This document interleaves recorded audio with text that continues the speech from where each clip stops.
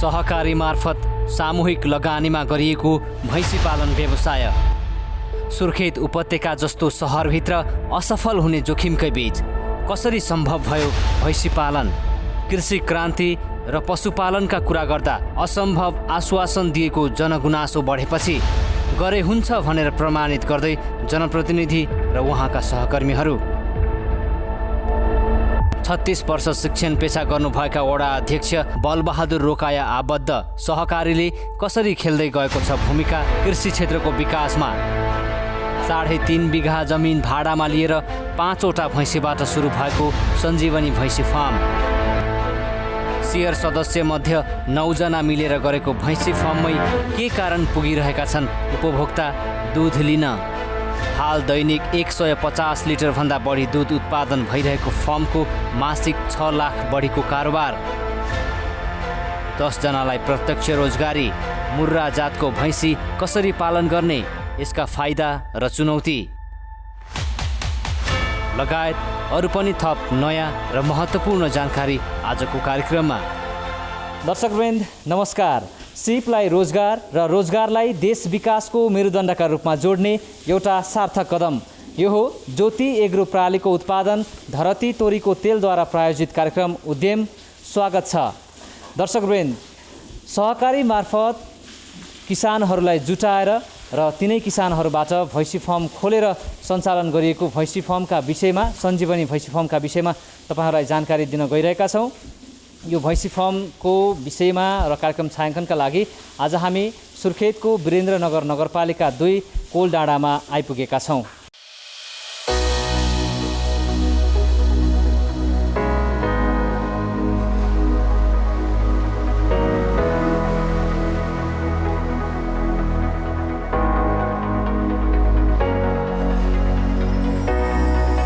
थोप्पामा शुद्धताको guarantee. धरती तोरीको तेलले स्वादमा बढाउँछ सन्तुष्टि अनि तपाईको स्वास्थ्यमा ल्याउँछ स्फूर्ति। अत्याधुनिक प्रविधिबाट उत्पादन तथा फिल्टर गरिएको 100% शुद्ध धरती तोरीको तेल। ज्योति एग्रो प्राली, लमही दाङ। प्रयोग गर्नुहोस्, गुणस्तर आफै थाहा पाउनुहुनेछ। दर्शकवृन्द, तपाईँ हामीलाई थाहा छ पशुपालन पनि एक चुनौतीपूर्ण र दिगो रूपमा आम्दानी लिन सकिने व्यवसाय हो। पशुका लागि दाना पानी अर्थात् विशेषतः पर्याप्त घाँस आवश्यक छ। पछिल्लो समय सहरी क्षेत्रमा हराउँदै जान थालेको भैँसी पालन व्यवसायबाट लाभ लिन सकिने सम्भावना उत्तिकै छ। अझ युवा पुस्तालाई भैँसी पालनतर्फ आकर्षण गर्न त्यत्तिकै जरुरी पनि छ। तपाईलाई थाहा भइसकेको छ आज हामी कर्णाली प्रदेशको राजधानी वीरेन्द्रनगरमा भैँसी पालन सम्भव छ भनेर प्रमाणित गर्नुभएका प्रेरणादायी व्यक्तिहरूलाई तपाईसँग जोड्ने प्रयासमा छौँ।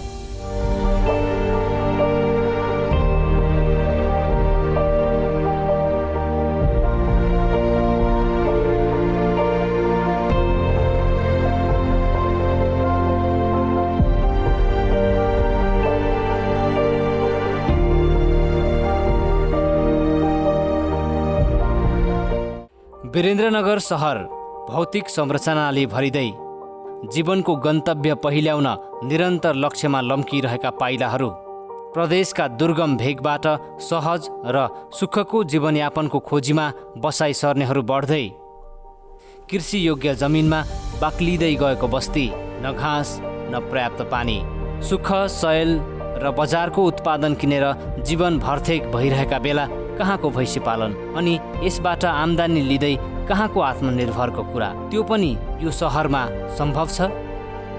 तपाईँ हाम्रो धेरैको मनमा आउने यस्तै प्रश्नको जवाफका लागि आउनुहोस् भेटौँ 62 वर्षीय बलबहादुर रोकायालाई। उहाँको नामसँग केही अरू परिचय पनि जोडिएका छन्। दर्शकवृन्द, बलबहादुर रोकायाले आफ्नो जीवनको ऊर्जाशील समय शिक्षण पेशामा बिताउनु भएको छ। हाल जनप्रतिनिधिका रूपमा वीरेन्द्रनगर नगरपालिकाको सम्पूर्ण विकास उहाँकै चिन्ता र चासोको विषय बनेको छ।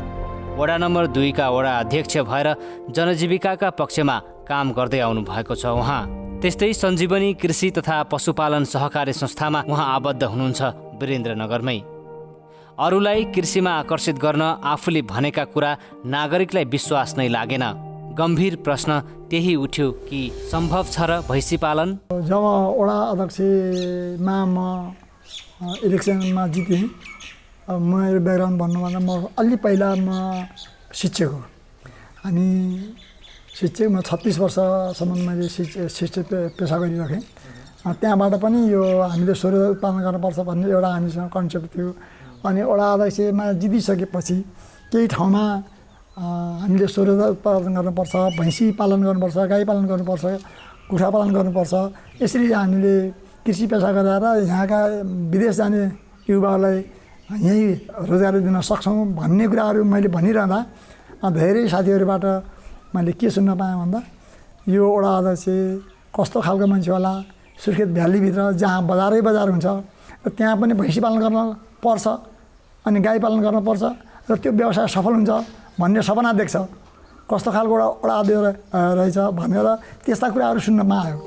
दर्शकवृन्द, मलाई लाग्छ यही असम्भवले सम्भवको खोजी गर्ने प्रेरणा दियो उहाँलाई। किनकि भनिन्छ नि दर्शकवृन्द, जहाँ इच्छा त्यहाँ उपाय। उहाँ आबद्ध सञ्जीवनी कृषि तथा पशुपालन सहकारी संस्थाले पशुपालनमा लागेका व्यक्तिहरूलाई एकीकृत गरेको छ। परिवारलाई वर्षभरि पुग्ने अन्न उत्पादन, थोरै सङ्ख्यामा कुखुरा, बाख्रा, गाई, भैँसीदेखि अरू व्यक्तिगत र घरको खपतका लागि पालेका किसानहरू मिलेर खोलिएको सहकारीले ऋणधन प्रदान गरेर सेयर सदस्यहरूलाई व्यवसाय बढाउन सहयोग गर्दै आएको छ। वीरेन्द्रनगरमा भैँसी पालन सम्भव छैन भनेर सोच्नेहरूले उठाएको प्रश्नले नैतिक दबाब दिएपछि त्यसलाई सकारात्मक र सहज रूपमा स्वीकार्दै बलबहादुर रोकाले विकल्पको खोजी सुरु गर्नुभयो। त्यो कुराले मलाई बिजिसकेपछि हाम्रो साथीहरूको बिचमा के गरौँ त साथी हो, यसरी गरौँ भनेर भन्दा मूलत यसको चाहिँ नि गजबहादुर बुढा र डेलाराम गिरी उहाँसँग बसाइ गरेर एउटा कन्सेप्ट निकाल्यौँ। उसो भए हामी गरेर देखाउन त ए हुँदो रहेछ भने साथीहरू लाग्नुहुन्छ कि पछि आफूले नगरेपछि मान्छेले नपत्याउँदो रहेछ। सहकारीमा पशुपालन अनुसारका अलग अलग समूह छन्। एउटा भैँसी पालेर समूहमा आबद्ध हुनुभएका किसान सेयर सदस्यलाई जोडेर वा भनौँ व्यक्तिगत प्रयोजनबाट माथि उठेर व्यावसायिक रूपमै एकीकृत भैँसी पालनमा जाने निदो भयो। भैँसी पालन गरिरहनुभएका 9 जना सेयर सदस्यहरू मिलेर वीरेन्द्रनगर नगरपालिकाको वडा नम्बर 2 कोलडाँडामा 2076 साल साउनबाट 5 वटा भैँसीबाट व्यावसायिक पालन सुरु भएको हो। प्रत्येक त्यहाँ संस्थामा सदस्य हुने व्यक्तिले कृषि पेसा गरेको हुनुपर्छ, कुनै न कुनै कृषि तथा पशु पेसा गरेको हुनुपर्छ र त्यो पेसा गरेका मान्छेहरूको 5 देखि हाम्रो 5 देखि 9, 10, 15 जनाको एउटा समूह बन्छ। एउटा समूह बन्छ। बाख्रा पाल्नेहरूको साथीहरूको छुट्टै एउटा समूह बन्छ। अनि भैँसी पाल्नेहरूको साथीहरू छुट्टै एउटा समूह बन्छ। यसरी हाम्रा तरकारी खेती गर्ने साथीहरू छुट्टै एउटा समूह, कुखुरा पाल्ने व्यवसाय गर्ने साथीहरू एउटा समूह बन्छ।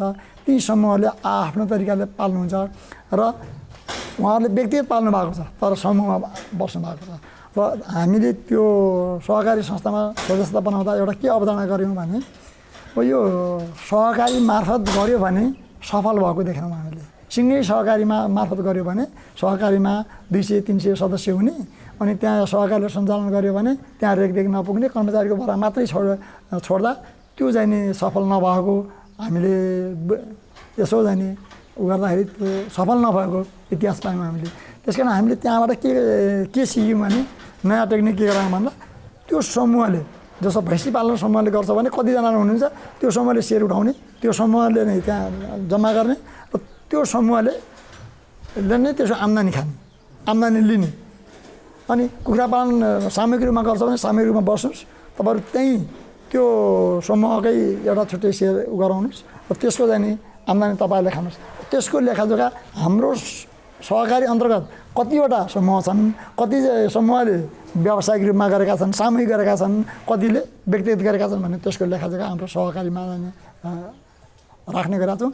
सहकारीका भैँसी पालन किसान मध्येबाट 9 जना सेयर सदस्यहरू मिलेर 9 लाख रुपैयाँ सङ्कलन गरी 3.5 बिघा जमिन भाडामा लिएर सुरु भएको सञ्जीवनी भैँसी फार्ममा सुरु गरेको पहिलो वर्षमै 18 वटासम्म भैँसी पुगेका थिए। हाम्रो सुरुमा 9 जनाले हामी 9 लाख रुपियाँ सुरु गऱ्यौँ, 81 लाख रुपियाँबाट सुरु गऱ्यौँ र त्यसपछि हामीले 1 करोड रुपियाँ हामीले यसबाट ऋण लियौँ ब्याङ्कबाट ऋण धन्नै 2 करोडबाट सुरु गऱ्यौँ भनौँ न यो अहिलेसम्म अहिले त्यो 1 करोड ऋण 9 लाख रुपियाँको सेयर त्यही भित्रैबाट हामी घुमिरहेको छौँ अहिले। अब यो 9 जनाको हामी त व्यक्तिगत सेयर पनि छ त्यहाँ र यहाँ हाम्रो सामूहिक सेयर या छुट्टै छ फेरि यो भैँसी पाल्नेहरूको मात्रै 9 जनाको मात्रै भैँसी पाल्ने साथी अरू पनि हुनुहुन्छ तर उहाँहरू अर्को समूह छ तर व्यक्तिगत रूपमा पाल्नु भएको छ घरघरै पाल्नु भएको छ समूह छ। तर यो 9 जनाले के गर्यो भन्दाखेरि घरमा नपाल्ने एकै ठाउँमा पाल्ने भनेर यो एक ठाउँमा सेयर गर्दा यो 9 जनाको छुट्टै सञ्जीवनी भैँसी फर्म भनेर छुट्टै एउटा स्थापित गरेर त्यो 9 जनाको सेयरहरू त्यहाँ सङ्कलन गर्छ र त्यो सबैको चाहिँ आम्दानी लेखाजोखा यो समूहले अलग्गै राख्छ र यसको लेखाजोखा राखेको पुरो टोटल फाइनल लेखाजोखा यसो कति छ भनेर सहकारीलाई सो गर्नुपर्छ। मुर्रा जातको भैँसीको सङ्ख्या बढेर यसअघि 105वटासम्म पुगेका थिए। हाल फर्ममा साना ठुला गरी 95वटा भैँसी र तिनका पाडापाडी छन्। कुनै बेला दैनिक 300 लिटरसम्म दुध बिक्री गर्दै आएको फर्मले हाल भैँसीको सङ्ख्या अनुसार दैनिक 150 लिटर दुध बिक्री गर्दै आएको छ। भैँसी फर्ममा उत्पादन भएको दुध बजारमा पुर्याउनै पर्दैन। बिहान बेलुका दुध लिन उपभोक्ताहरू आफै फर्मसम्म आइपुग्नुहुन्छ। गुणस्तरीय दुध उत्पादन र बिक्रीका कारण यसको बजारमा समस्या छैन, बरु माग अनुसार पुर्याउनै धौधौ छ। हामीले अहिलेसम्म शुद्ध दुध खान नपाएकै हो भन्ने लाग्छ हामीलाई। त्यस कारण भैँसीको दुधबाट जस्तो आउँछ त्यस्तो दुध दिनुपर्छ। बरु यसको मूल्यमा वृद्धि गरौँ भनेर हामीले एक थोपा पनि पानी हाल्दैनौँ। भैँसीले दोहेको बाल्टी पखालेर पनि हामी दुधमा मिसाउँदैनौँ होइन। हामीले एउटा के मान्यता गरेको छ भने बाल्टीमा पानी हाल्दा पातलो हुने त आफ्नो ठाउँमा छ, तर त्यो पानी कति शुद्ध छ त? पानीमा पोलिफर्म हुनसक्छ, त्यो पोलिफर्म त्यो दुधमा हाल्यो भने त्यो दुध त सोझै मान्छेलाई खाने चिज हो अनि त्यसले स्वास्थ्यमा हानिकारक हुन्छ भनेर हामीले बिल्कुल शुद्ध दुध बेच्ने भएको हुनाले जब हामी कहाँ यहाँ त्यो शुद्ध दुध पाइन्छ भनेपछि मान्छेहरू आउनुभयो, खाना सुरु गर्नुभयो अनि उहाँहरू लाइन लागेर आउनुहुन्छ। बिहान आउँछ बजारदेखि तपाईँको वीरेन्द्रनगर 6बाट 6 का 8 को 9 को के अरे यहाँको 5 को 3 को 4 का मान्छेहरू यहाँ आएर पनि यहाँबाट लिनुहुन्छ। अनि मूल्यमा हाम्रो अझ बढी छ, हामीले 90 रुपियाँ लगाउँछौँ होइन। लिटरको हामीले 90 रुपियाँ दिन्छौँ यहाँ भैँसी फर्ममा आएपछि। डेरीको मूल्य त थोरै छ तर त्यो 90 रुपियाँमा पनि उहाँहरू चाहिँ एकदमै आउनुहुन्छ र साँझको दुध साँझ आएर लिनुहुन्छ, लाइन लागेर लिनुहुन्छ, बिहानको दुध बिहान लिनुहुन्छ। र यति हुँदाहुँदै पनि अब हामी भैँसी बढाउँछौँ। हामी 150 भैँसी दुने 150 भैँसी बनाउने हाम्रो लक्ष्य छ। भौतिक संरचनाले भरिएको सहरमा भैँसी पालन असम्भव झैँ लाग्थ्यो हिजो। सफल हुनै नसक्ने अड्कल काट्नेहरू आज अचम्म होइन विश्वास गर्न सिकेका छन्। सञ्जीवनी भैँसी फर्मले देखाएको सफलता र सम्भव भएको प्रमाणले धेरैलाई आशा, उत्साह र प्रेरणा जगाएको छ। दर्शकवृन्द, कुनै पनि काम सुरुमा असम्भव झैँ देखिन्छ। धेरैले नचाहेर होइन, सम्भव नठानेर साथ दिन डराउँछन्। सकारात्मक सोच, सफा नियत र निरन्तरको मेहनतले बिस्तारै सफल बनाउँदै लैजान्छ नै। सञ्जीवनी भैँसी फर्ममा आबद्ध सेयर सदस्यहरूको यही सोच र आत्मविश्वासले उहाँहरूको पदचाप पछ्याउनेहरू धेरै भइसके। अहिले हिजो कुरा काट्दै साथ नदिएकाहरू आज स्याबास भन्दै धाप मार्दछन्।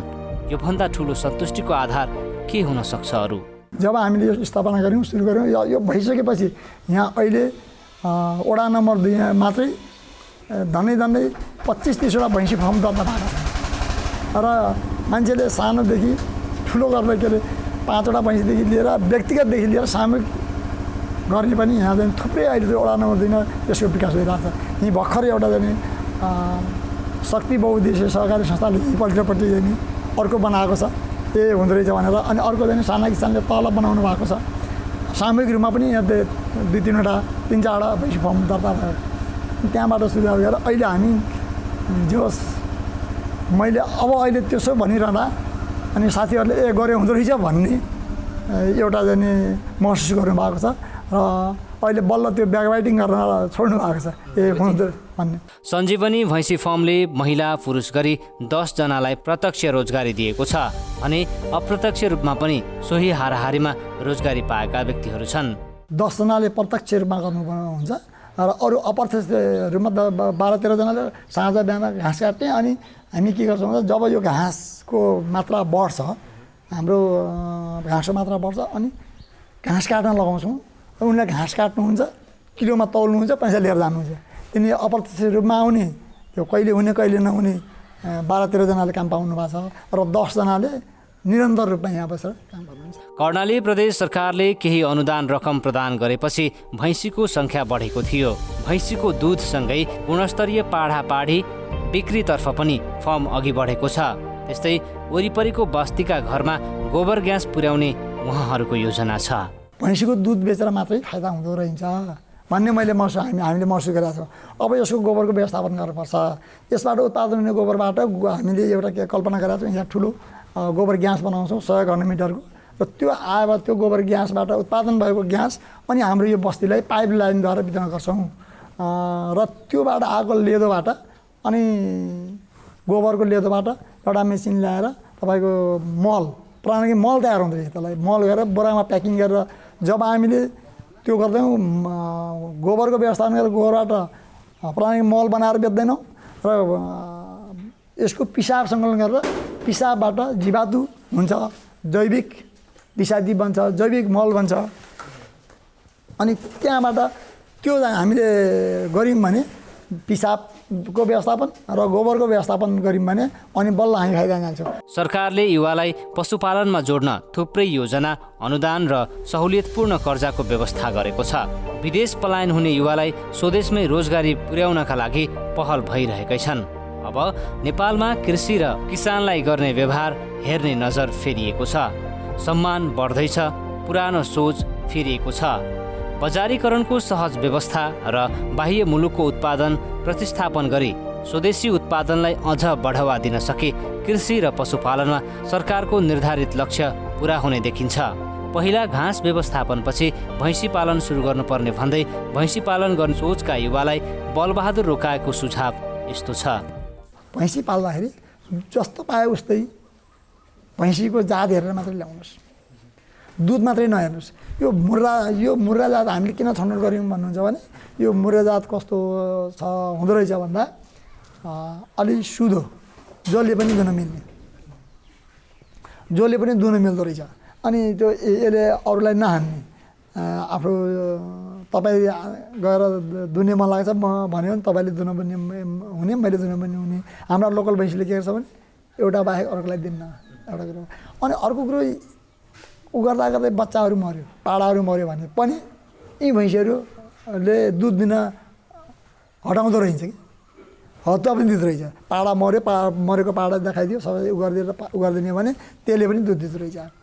र अर्को कुरो के हुन्छ भन्दा यो भैँसीलाई अरूको तुलनामा लोकललाई त नभनौँ, अरू दैनिक विकासको तुलनामा त्यसलाई रोग कम लाग्दो रहेछ।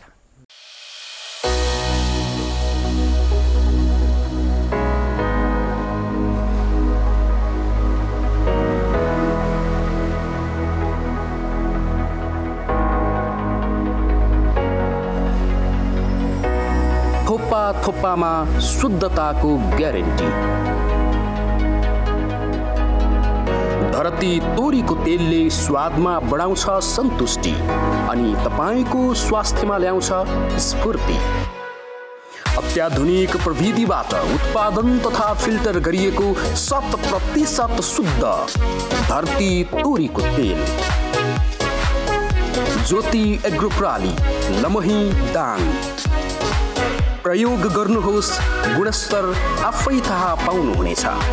दर्शकवृन्द, ज्योति एग्रो प्रणालीको उत्पादन धरती तोरीको तेलद्वारा प्रायोजित कार्यक्रम उद्यम हेर्दै हुनुहुन्छ।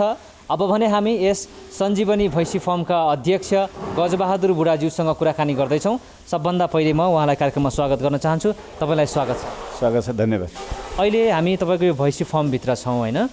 यहाँ तपाईँले अघि भने जस्तै गरेर मुर्रा भैँसी तपाईँले पाल्नु भएको छ। यो भैँसी पालन गर्दै गर्दाखेरि तपाईँको खोर व्यवस्थापन या सरसफाइको कुराहरूमा पनि अलिकति ध्यान दिनुपर्ने अवस्था हुँदो रहेछ। यो कसरी व्यवस्थापन गर्ने या कति समयमा सरसफाइ गर्ने भन्ने कुराहरू के हुन्छ? यसलाई हामी अब बिहान एकपटक सरसफाइ गर्छौँ, किनभने राति जतिको रातिमा मलमूत्रहरू धेरै प्रशुद्ध भएको हुन्छ।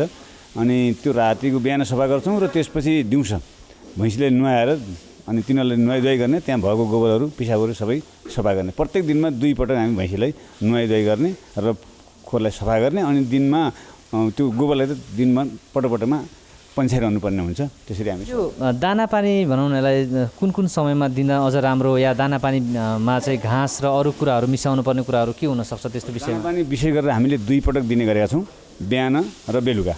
अनि त्यसमा हामीले विशेष गरेर अब यसलाई भैँसीलाई वास्तविक दाना घाँसको बादमा के हो भने 25% सुक्खा र 75% हरियो घाँस दिनुपर्ने हो। तर हामीसँग त्यो अहिले हरियो घाँस त्यति दिन त सकेका छैनौँ, त्यही पनि 50% हामीले हरियो घाँस दिएका छौँ। र अनि त्यसमा अन्य अन्नहरू दानाहरू पनि हामी त्यसमा मिश्रण गर्छौँ। नुनहरू दानाहरू सबै मिश्रण गरेर प्रत्येक दिन 2 पटक हामीले भैँसीहरूलाई दाना दिने आहारा दिने गरेका छौँ। दुध दुने समय भनेको त्यसको ठ्याक्कै आज जुन टाइममा भन्यो भोलि पनि त्यही टाइममा भन्ने हुन्छ कि कस्तो? लगभग त्यही नै हो। हामी बिहान 6 बजेदेखि 5 बजेदेखि 6 बजेको टाइममा बिहान दुन्छौँ, बेलुका पनि 5 देखि 6 बजेको टाइममा लगभग टाइम एउटै गर्ने गरेका छौँ। भनेपछि सरसफाइमा विशेष ध्यान दिनुभएको छ। दुधको गुणस्तरीयताका विषयमा प्रश्नहरू उठिरहेका हुन्छन्। तपाईँले चाहिँ यहाँ अब दुधलाई चाहिँ शुद्ध दुध भनौँ न अझ होइन, गुणस्तरीय बनाउनका लागि या गुणस्तरीय दुध बिक्री गर्नका लागि सर्वसाधारण उपभोक्ताहरूले चाहिँ गुणस्तरीय दुध पिउनका लागि चाहिँ तपाईँहरूले चाहिँ कस्तो कुराहरूमा ध्यान दिनु? हामी सबैभन्दा पहिला भैँसी दुनुभन्दा पहिला हामी पोटास पानी हालेर पोटास पानीले भैँसीको त्यो कसौडाहरूलाई हामीले पखाल्ने सफा गर्छौँ। अनि प्रत्येक भैँसी दुने मान्छेहरूले साबुन पानीले हात धुन्छन्।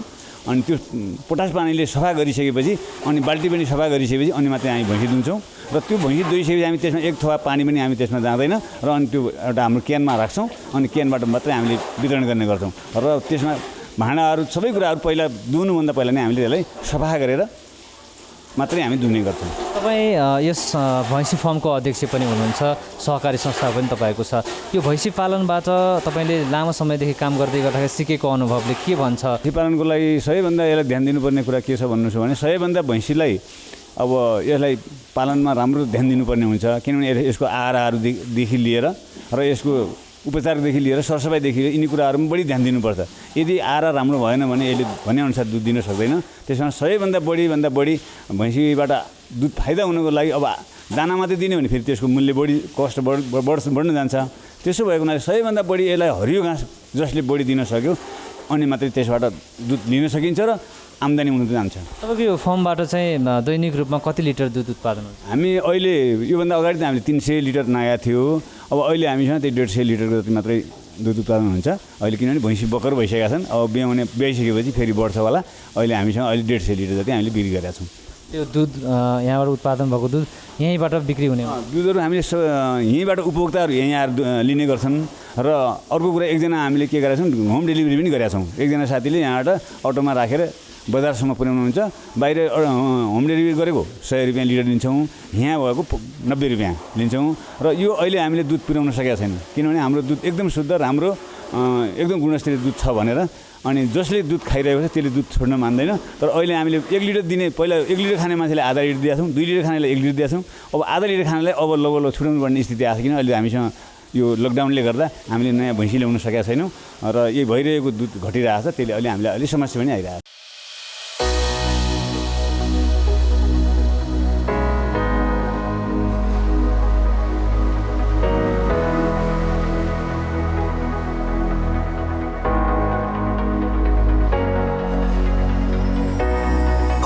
थोप्पामा शुद्धताको ग्यारेन्टी। धरती तोरीको तेलले स्वादमा बढाउँछ सन्तुष्टि अनि तपाईँको स्वास्थ्यमा ल्याउँछ स्फूर्ति।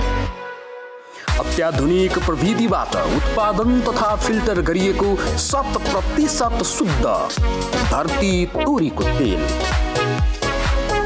ज्योति एग्रो प्राली, लमही दाङ। प्रयोग गर्नुहोस्, गुणस्तर आफै थाहा पाउनुहुनेछ।